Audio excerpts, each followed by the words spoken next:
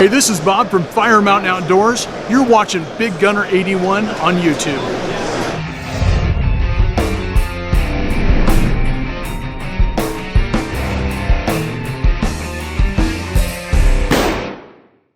Hello everyone, Rick here, BigGunner81. Hope you're all doing well. Today I want to give a little bit of an update on my ATI OMNI rifle here.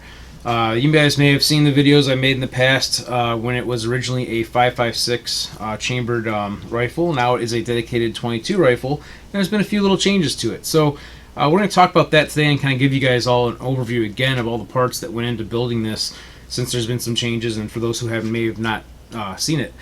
So first off, this is the original ATI OMNI lower. It was manufactured in New York. The company has now moved over to South Carolina.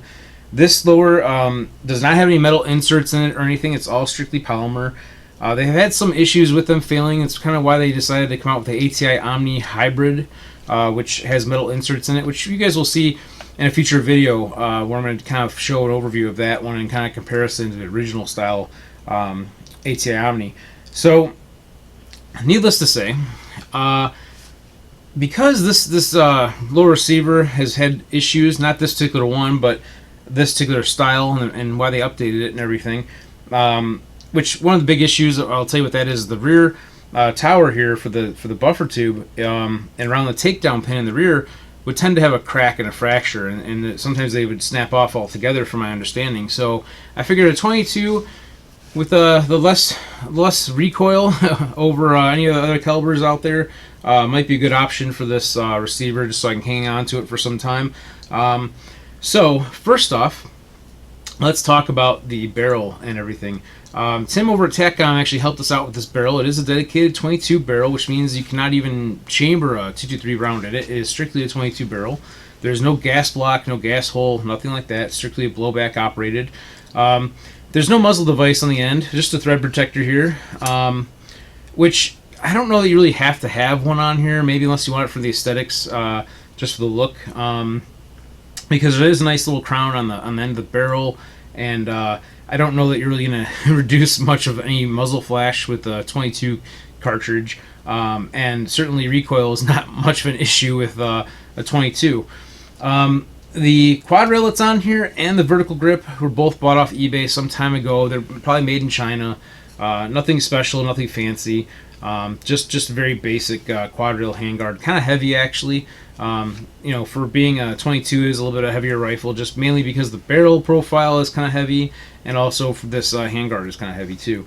But it's a plinking gun. It's not something I'm going to be running around and doing 3-gun with or anything like that. It's just for fun, really, more than anything.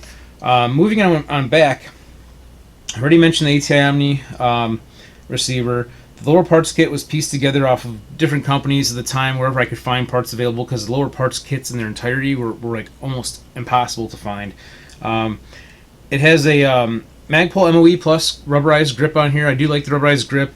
They have a nice feel to them. They give you kind of like a nice amount of friction that your hand doesn't feel like it's going to slide around. At least that's my personal preference.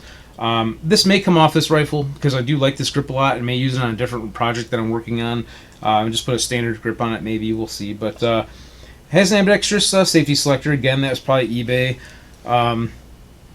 Now, inside of the rifle here on the upper receiver, this bolt is actually the CMMG drop-in conversion kit that I had been using previously.